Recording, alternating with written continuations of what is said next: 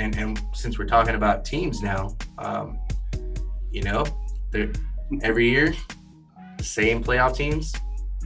That just doesn't happen on a year-to-year basis. You have your mainstays, 4 out of 6 teams, maybe 3 out of 6 teams in each conference you expect to make it every year, barring some major injury like a Pat Mahomes injury. Knock on wood, Chiefs fans. I'm not trying to do no harm to you. I'm just saying, that's is what it is. No one wishes that. If you do, you're not a real fan. You're lame. But hey, every year we all make predictions, and we all have teams that we think are on the rise. But at the same token, if someone's going up, someone's going down. Not everyone can win 10 games. There is more parity than ever. And Dill, I know we've been talking about this for a while. Let's talk about risers, the team you have on the rise, and teams that you have fallen down. Do you have one of each? Yeah, sure. Absolutely. So for the team falling down at this point, I'm going to go with the Minnesota Vikings. And I know that's been a staple in the NFC over the past several years now. I love Mike Zimmer, nothing to do with him. I just feel like this season, at least, they might struggle offensively. Obviously, the whole Diggs situation didn't work out the way they wanted. Adam Thielen is a legitimate number one in the league. I just feel at this point the receiver room is not there. Again, they have to rely on another rookie receiver trying to come in and make an impact right away. I'm not saying Justin Jefferson doesn't have the ability to do so. Just there's too many question marks right now. Like we all alluded to, so many unknown factors. There's a lot that can impact his season and how they start. But that could also work to his benefit as well. So we'll see. But at this point, I just don't see the receiver room have that talent. A lot of eyes are going to be on Adam Thielen. Is Dalvin Cook even going to be on the field with him there? Is he going to pull a Melvin Gordon and just kind of hide out and hang out? Is he going to pull a Zeke and hang out in Cabo for a few weeks and then come back after he gets paid? So I really don't know. I don't know what's in Dalvin's heart. He seems like he wants to work with the team there. But I think that's a big element there. If he's not in the building, that was a running team last season. Kirk Cousins had to apologize to his teammates, last year. So legitimately, that offense runs through Dalvin Cook. And although I like Mike Boone and Mackenzie Alexander, are they going to be able to carry that load? And Dalvin Cook is missing week 1, week 2, week 3. So to me, just too many unknowns, not a lot of additions that came in, a lot of subtractions. They lost Diggs, a lot of people on defense that were, yes, aging veterans. That's one perspective of it, but you lost a lot of savvy veterans that have been in that defensive system for years and years. That's what made them so consistent. So they lost a lot of people on that side of the ball as well. So I can, right now, as I looked at their schedule, I can easily see them losing around 10 games. I can see that. Now, obviously, those are possession games, as you alluded to earlier as well. That's going to happen for a lot of teams in the NFL. There's always going to be games here and there. There's a possession. But I feel like maybe this is the year that maybe they miss the playoffs, but I think long-term they'll be okay because some of the picks that they collected. But I think this season, I think what they lost didn't really replace what they added so far. I don't think the talent that they added is going to make up for that gap that they lost so far, unless the youngins can really step up. I just don't see that right now. Fair enough. And look, you can like a team, like certain players or coaches. I think this is probably Mike Zimmer's last season in Minnesota, whether it's fair or not. Yeah, that was another element I kind of considered as well. There's a reason they only gave him, a 1-year extension. That tells me a lot about what the front office is thinking there. So I don't know. That's always a tough position as a coach trying to hang on and keep the locker room. And it's pretty clear that the front office might want to go a different direction if they weren't able to agree on a longer extension than 1 year. Hey, that's someone going down. Who's on the rise, man? Who's on the rise there, big boy? I think we know. None other than the Las Vegas Raiders. I mean, it's pretty straightforward here. Everyone's going to talk about the offense. You guys can talk about it if you want. I'll bring it up a little bit here. But they overhauled this defense, guys, like talent-wise, competition-wise. Yes, a little coach speak, but absolutely it's very, very true. With the, additions to the linebacker core, I mean, come on now. You heard me talk about Corey Littleton all last season. You guys are probably telling me to shut up most of the time. He's still on the Rams. But, hey, I talked about him. Now he's here in Vegas. So I'm loving that. And then thank you, Dad Kwiatkowski. I love him too. So great additions to the linebacker core right there. Really big staple in Gunther's defense, who could potentially be on the hot seat this year as well. So the addition of Ron Marinelli to that defensive staff, getting some of those defensive linemen, brought over one of his boys, Malik Collins, as well. So we're adding depth. We got some youngins that need to produce as well on the defensive line there. They've already called out PJ Hall, second rounder from a couple years ago. They want Mo Hurst to, kind of up the ante, who is primed for a pretty good season, as long as he's able to produce and keeps shape in the offseason here. Bunch of depth signings, Demarius Randall, Prince and Mukamara, another Bear. Thank you, Dad. So I'm just saying they at least brought competition. This defense is going to look different. If our defense is competitive this season, with the additions on offense that we got, plus some healthy guys from last year bouncing back like Terrell Williams, it's going to be a good it's going to be a good season for us. The biggest question here is Mariota, the right car insurance for the Raiders right now. So that's going to be the biggest point. Is that a Geico plug? Hey, I'm throwing it out there. Derek Carr is my guy. I love him. But there's a reason that we paid Mariota that money. So that's another factor you got to look at this season. So, but yeah, the versatility in offense with Henry Ruggs, Brian Edwards Jr., Jason Witten coming in, another tight end. I mean, this is going to be ridiculous. We're going to be in 11, 12, 13 personnel. Pretty much John Gruden has everything that he wants to run any play he wants now. So between him and Carr, there's no excuses anymore. A healthy Josh Jacobs, hopefully all season long too. I mean, playing with a fractured shoulder, that's a tall task for any position, let alone the running back position. So a lot to look forward to. So, yes, versatility on offense with those offensive weapons. Gruden, he loves the little trickery as well. So look out for special teams to improve for us as well. As Dad said, hey, all three phases, right? That's how you win ball games. So it's a big deal. Obviously, you can tell I'm excited for both ends, but I'm not worried about the offense. We got the versatility. Just very, very looking forward to watching with the defense and how these young dudes develop as well. Damn. It's like we got box seats with your brother for the Raiders games in Vegas. I love it, man. It's like Chucky, you're on Chucky's payroll too, boy. Hey, they can pay me. Mayock, they're loving you right now, bro. No free shout-outs, so they got to send me something. I got it. I'm going to make mine short and sweet, okay? My declining team is pretty easy to pick. Most people would probably say this. It's the Houston Texans. I'm not sure what their defense is going to be this year. It's an aging defense, okay? But I'm just going to say, who's he going to throw to other than just Randall Cobb and Fuller? I'm just saying, I'm worried Deshaun's going to try to take – he's a gamer. He's a player. I'm just worried he's going to take too many hits this year because he's going to evolve himself. I think his running game, he's going to try to up it up.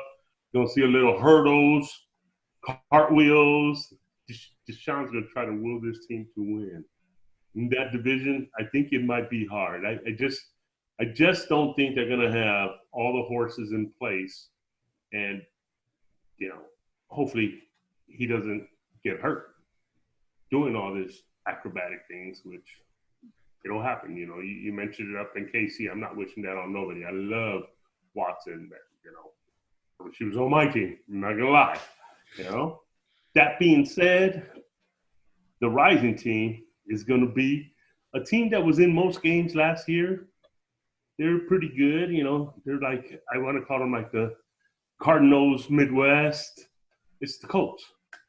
The Colts. They have a better defense. I like their line. They've been building under special weapons around the perimeter, and then they brought in Philip. Philip has a history with Frank Reich. I think there's some Potco. I think they're ready. That game plan is going to be like if he's been playing in Indianapolis for quite a while. I don't think. Of course, they're going to tailor it to him, and I think he's going to be able to go ahead and coach those receivers and tight ends too, Phillips. And I think Philip has a lot to prove to himself. He doesn't really worry about anybody else. Philip will take care. I know he was a great Charger, and I knew he knew, and they knew it was time to move on. And he's got he's closer to home. He's closer to home, and stay healthy, Philip, because you got a lot of kids, baby. And we want to take care of you. Closer to home. You don't have to worry about the bubbles. Good luck, Philip. I'm rooting for you. Oh, man. Hey, well, Rivers does have that history with Reich. You're right about that. The Colts were 10-6 the year before and made the playoffs. You're right about, when last time they had a starting caliber quarterback, they were in the playoffs. And, hey, I see it. You make good points about the Colts on the rise, good points about the Texans falling down. I'm a big Texans fan. I like the Texans. And I have been too, so it hurt me. Hey, not my favorite team in that way, but big Texans fan in regard to how they've been running their operation, contrary to popular belief. Look, quick take on the Texans and the Colts and the Raiders. I would say I see why most people would think the Colts are going to be good. I see it. I just see it's a tough division. The Texans, they've been the mainstay. They've had less volatility, like the stock market. They've been more consistent. They've had Bill O'Brien. They've had Deshaun Watson.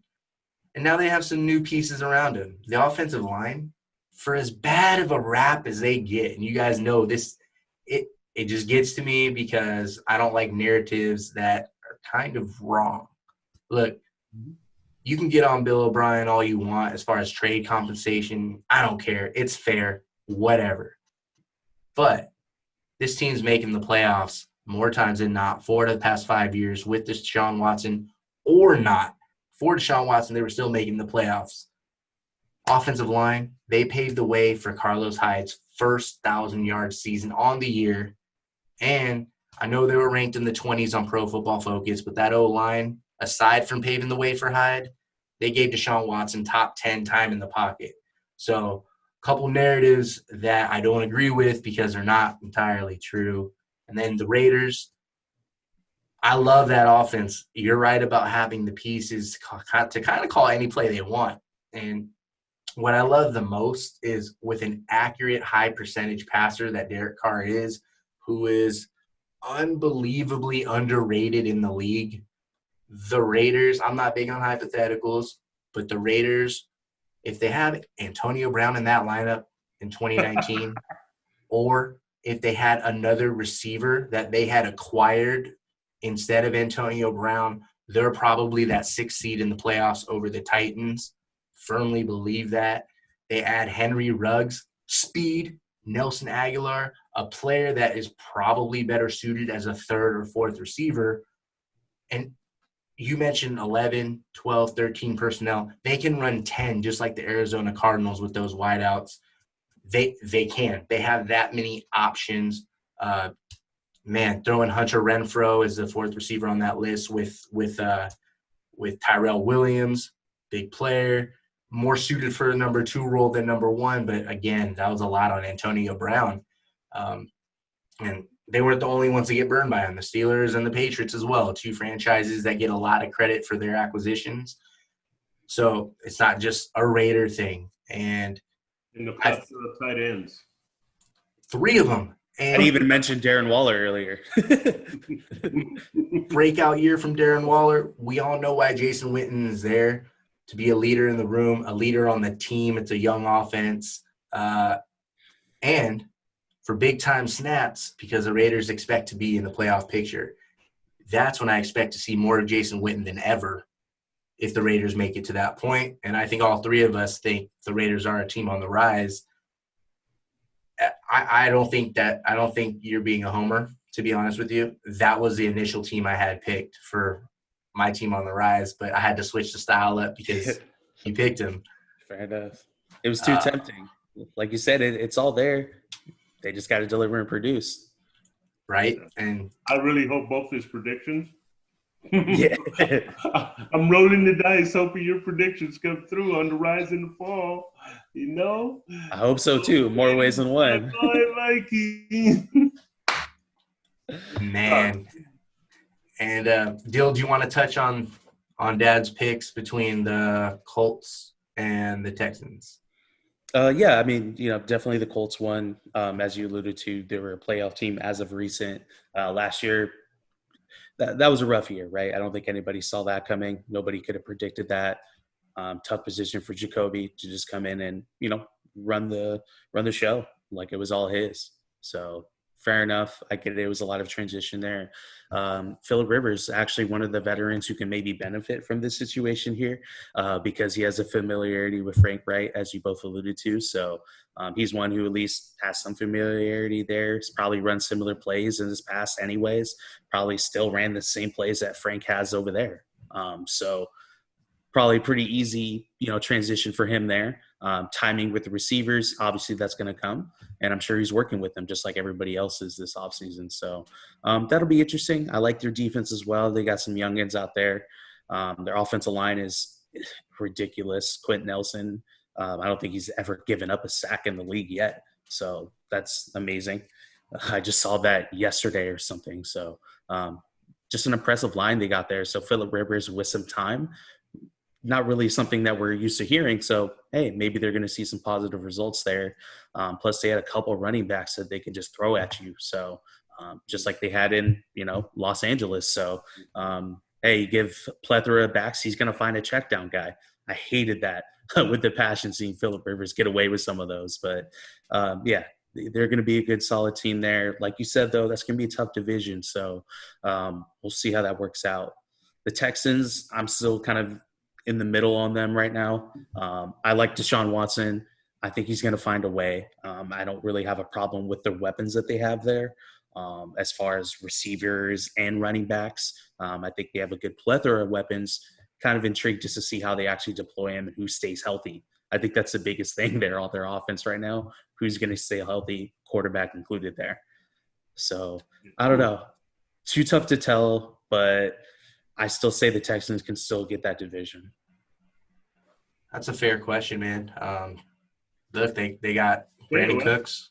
Hey, let's say, Bill, I'm pulling for you. I like Bill O'Brien, though, too. Number one fan.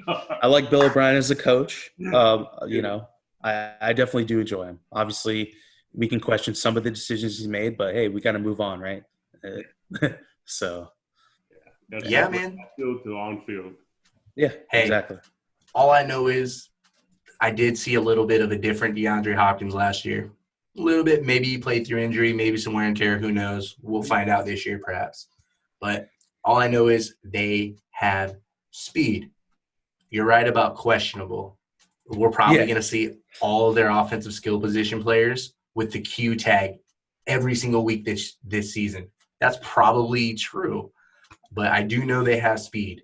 David Johnson, Duke Johnson, Brandon Cooks, Will Fuller, Randall Cobb. They have speed. So, I mean, I see them trying to imitate the Kansas City Chiefs. Kansas City. What they just lost by with that amazing playoff game that I just recently rewatched. Unbelievable loss. Yeah, man. Yeah, Crazy. I don't think he could be proud of a loss, but I think that's one. Jeez. Oh, man. So you're saying on the first team meeting, just watch the first half of the game? Yeah, just and then just go practice Let's Or go you get just don't watch Friday the Night film. Lights. You just don't watch the film on that game. I know, man. Don't blink, guys. Don't blink. Oh my gosh. All right, well, I'll give you my 2 cents. My team on the decline. They started their decline last year, but they were still above 500 at 9-7. The LA Rams. Look, I see a team that didn't really boost up their offensive line that needed to be boosted up. They kind of took things for granted since reaching the Super Bowl, and they sacrificed some areas, and that's one area you do not sacrifice. And that's what they're rolling with. People may look at, oh, Todd Gurley's out of town. He was questionable every game, or he wouldn't finish. Look, I may be in the minority. That's still a big loss for that team. Todd Gurley was the heart and soul of that team. He's gone, and now he's going to his home city over in the ATL. I don't expect a timeshare back in Todd Gurley. I expect what we were used to seeing from Todd Gurley, and I've actually been a Todd Gurley critic. But the Rams are going to miss him. The Falcons as your riser was? No, I'm just messing not with that. quite. It was just set up good. It was. Just It was. Stop it. No, you're That would have good. been It, nice. That it a was nice set setup. up. Yeah. But, like, when you're missing that smash mouth part, Todd Gurley and that offensive line over the past 2 years, losing those, it's tough. And then you throw in – they have a new offensive coordinator and a new defense coordinator, which means Sean McVay needs help on offense a little bit. I think he's a good coach, but still developing like any young coach would. And a new defense coordinator. So they get away from Wade Phillips, a guy with a lot of experience, maybe some flaws that, you know, you are who you are at a certain point in your life, in your coaching career.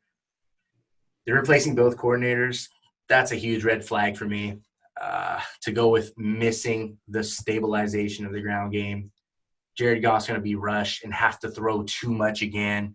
And unless Sean McVay helps Jared Goff develop at the line of scrimmage, if he continues to chirp in his ear till the 15-second headset cutoff every play again this season, I expect to hear some stories out of LA, which would be a little bit rare for the Rams, but I expect to hear some chirping if they're not getting W's, and I think they may finish last in their division. So I have them as my team going downhill.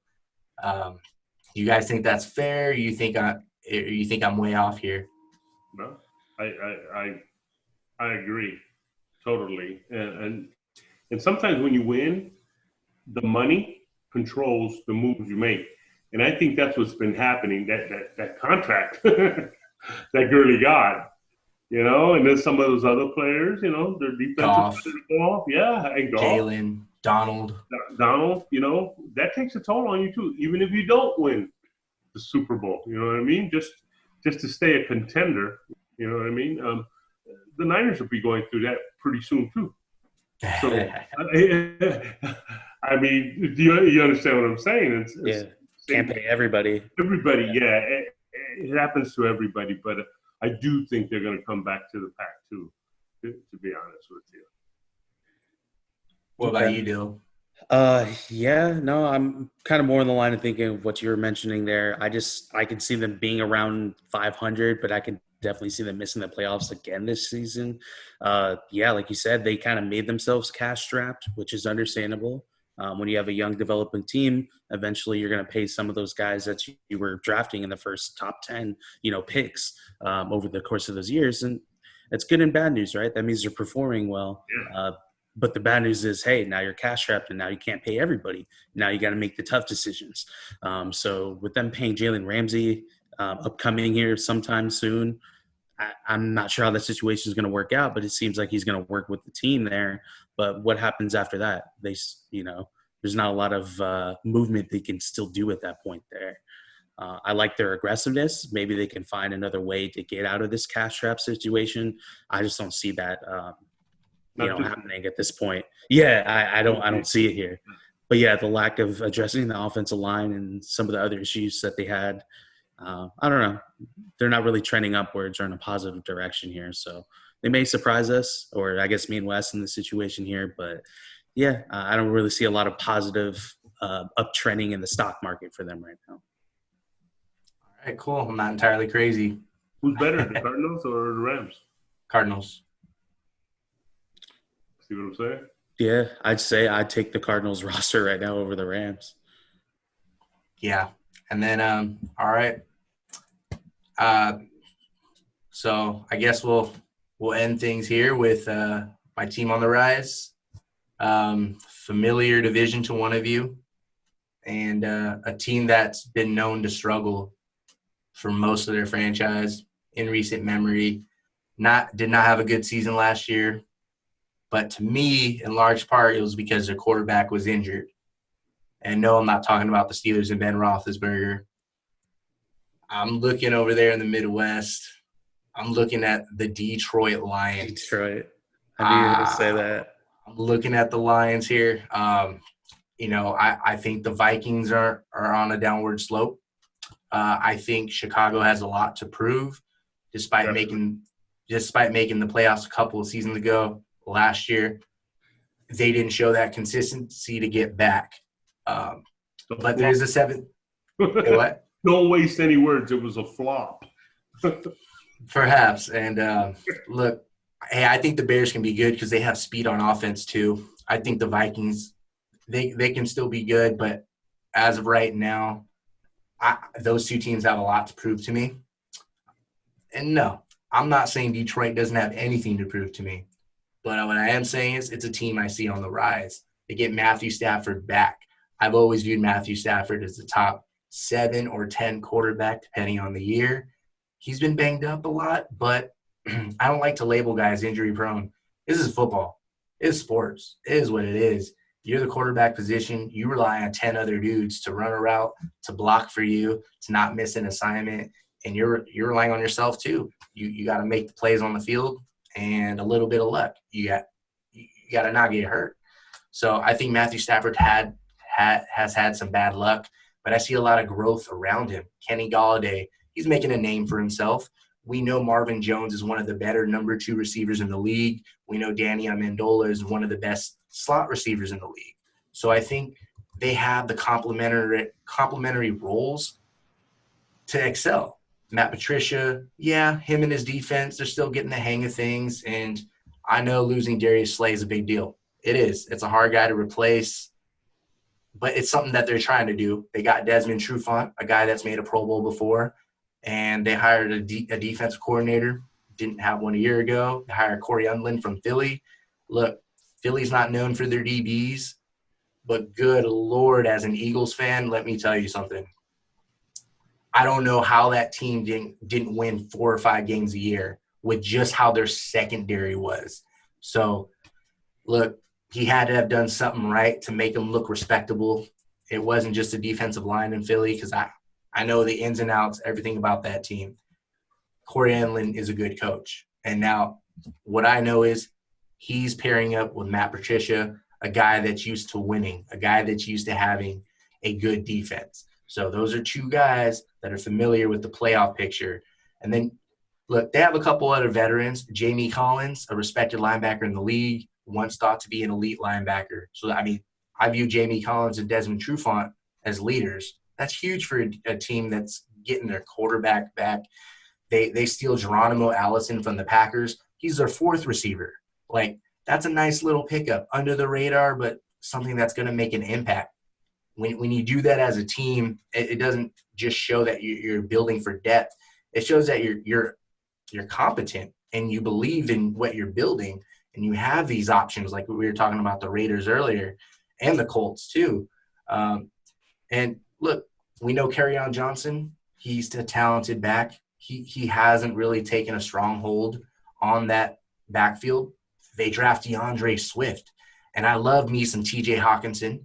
I know the role that Jesse James plays, and he's a veteran, more of a blocker, might get a catch here and there. But TJ Hawkinson, there's 2 players last year that I saw had so many opportunities, and they were just rookies. So I'm not going to be like, oh, they're bust. No, it's a rookie year. They made some plays. They didn't make other plays.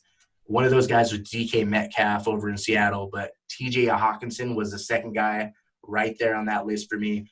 dude could have had double the touchdowns. This guy could have had double-digit touchdowns, could have had a 600 to 800-yard season with Matt Stafford in the lineup. He was targeted in the red zone so much by those backups. I kind of see a team, and they pick up a couple offensive linemen, Hapolavati Vaitai. They call him Big V over in Philly. They snag him, a guy that actually started in their Super Bowl a couple of years ago. Like, the little things. They take Josh Garnett, offensive guard from the 49ers, from some winning teams, and that just shows me a winning mindset, a team on the rise. And there's questions in Green Bay as well. There's questions. Look, the Packers, we know Aaron Rodgers, they went 13-3, but a lot of people, probably both of you included, didn't see the Packers as a good 13-3 team, probably overinflated like a top 40 song, you know? So just saying that division's actually open for the taking, in my opinion. A lot of people in the league and a lot of us fans think the Packers are soft and maybe spiraling down, just like we were talking about the Vikings. So, I mean, Dad, I know you're a Bears fan. No. Yeah, or everyone knows now. They can just check those. Yeah, I can tell. Yeah, I don't take it easier on them. I worry about my own team. I slap them around because I'm not going to say anything negative about any team in my division because they don't need a spark. You know, I got to take care of in-house first. Yeah. But I've always liked Stafford. He's been a very good quarterback his whole tenure, and I really thought they might trade him up till draft day, and I thought he might be on the move to the Patriots or something. That's what I thought really was going to happen, but they didn't do that. Old friends swapping, pieces around or picks around for a player, but and I think he had a difficult, besides his own health, I think at home, worrying about people in his house. There was health issues that I heard on the news too. So hopefully it all works out for the cat. He's a good guy, man. Good quarterback too. So, no, worry about in-house first. And thank you for stealing Slade from them anyway. Yeah, Darius Slay. Yeah, hey, for the record, Kenny Galladay with the second and third quarterbacks led the league with 11 TD receptions. Just he's making a name for himself, man. And Dill, what's your take on the Lions? Yeah, no, well, just to touch on him, dude's a beast. It's cool to see him develop. Galladay. What's your take on your team? What? On Matt. the Lions? Matt. What? You're Anyways. not close to the Lions right now? You look like Matt Patricia. Not even. I don't have a hat on, so that's not accurate. But they also did draft Okuda 3 overall, so that's another big name, big prospect there in the quarterback room, and also like the safety Tracy Walker. By the way, he's a good player as well. So like you said, their secondary alone it didn't make any sense how that team wasn't better. At least, when you look at paper. But, yeah, I could definitely see them producing this division kind of as you alluded to. I have no idea who's going to win. I can't pick a winner right now. I don't know. I guess it just depends whatever happens in Chicago as well. I know who he wants to start, so we'll see how that turns out there. But, yeah, like I projected, I can see the Vikings slipping out, and I can see the Bears and the Lions kind of battling for that second spot there. If the Packers are, going to continue to be number one in that division there. Fair enough. All right, and we'll cut out on this note. Does Cam Newton start for the Patriots? Yes or no? And do the Patriots make the playoffs or miss the playoffs? Patriots make the playoffs, and he does not start the beginning of the season. That does not mean he won't start by the 5th game of the season. It just depends how well he digests the playbook. Probably complicated unless they reshape it for him. And it's his job to win down the road, but not at the beginning. I think Bill has his quarterback set up all the way. He's just buying some insurance right now. And they make the playoffs. I mean, it's definitely set up for him to come over and start pretty much immediately. Right now, I have a hard time seeing him start week 1, but I think eventually he will be the starter. There's no way they're making the playoffs. There's just no way. There's no way. Not at this point. I don't see the path, but if anybody could do it, it's that evil genius out there. He keeps doing it. So if they find a way, I guess I wouldn't be surprised. But at this point, I'm not picking it. I hear you. It wasn't the answer that was funny. It was how you just kind of smooth criminal that, dude. You're just like, they're not making the playoffs. Da, da, da, da, da. Matter of fact. OS? Tell us, are they making it? Cam Newton does not sign with you to sit on the bench, or he's asking for a trade, or he's getting cut. Not happening. I don't care if you guys are right or not. Yeah. I agree with what you're both saying, sure, 100%. But Cam Newton, he's a guy with an ego. I don't care how much money he signed for. I don't care what he says. I know what he's done, what he's acted. Yeah, he's been a great community guy. I'm not talking about off the field like that. I don't need to talk about him being great off the field or him getting in a car accident or those things, whatever. Yeah. But on the field, I saw a quarterback that had an anomaly of a season. It was amazing. We kind of just saw that again last year with Lamar Jackson, but we'll see if he's consistent on that level. As far as Cam Newton, if I have to say yes or no, yes, he's starting, or else he's not on the team. Game one. I don't see Cam Newton. I hope he does. I don't see him sitting 2 to 4 games waiting for Bill Belichick to do whatever he wants. I see a guy coming in at a very low cost that can be let go like that. And no way do I see the Patriots making the playoffs. And that does not mean I think the Bills are the real deal this year. Has nothing to do with the Bills. I'm just looking at the Patriots. I see the Bills are a tough team, but that's a team that can easily be 7-9 again. I see, they have improvements. I'm not gonna totally down on the Bills. I'm just saying that's been a team that hasn't been consistently winning. It's tough. Right. It's tough to learn how to win and to maintain that level. It's not easy. So I have a respect to winning. So Dolphins, we know they're a team on the rise. They're probably behind the 8 ball when it comes to the Patriots and the Bills this year, as of probably the Jets. But, I mean, the Jets went 7-9. How? Sam Darnold wasn't there. Then he's back. Le'Veon Bell and Adam Gase, weird. And they didn't even have tight end Chris Herndon all year. You can't name a wide receiver they had that stayed healthy and is actually good. Like, 7-9? I mean, I think Sam Darnold, low-key, he's earned a lot more credit in NFL circles than he has with analysts and fans. Look, I think it's going to be a tougher road, obviously, without Tom Brady. I do not give the benefit of the doubt to Bill Belichick because a star player matters. An all-time player matters. I don't think they have that in Cam Newton. They lost that in Tom Brady, though. So, okay. Yeah. It's going to be a great season. Can't wait. Man, it's going to be spectacular. I'm always glad to talk ball with you guys, man. Football and hoop.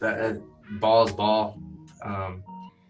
Love talking ball with you guys. Thank you so much for taking the time to hang out with me. Thank you for the invitation. We appreciate it. Right? Absolutely. Anytime. Sports are coming up soon, hopefully. Hopefully everything works out for everybody here. Selfishly, I know for all of us 3, but I'm sure a lot of fans out there are probably saying the same thing. Yeah, we're all ready. We're all itching for it. And, all right, diehards. Thanks for hanging out with us. We'll see you next time. Hope you had a happy 4th of July. We're out of here.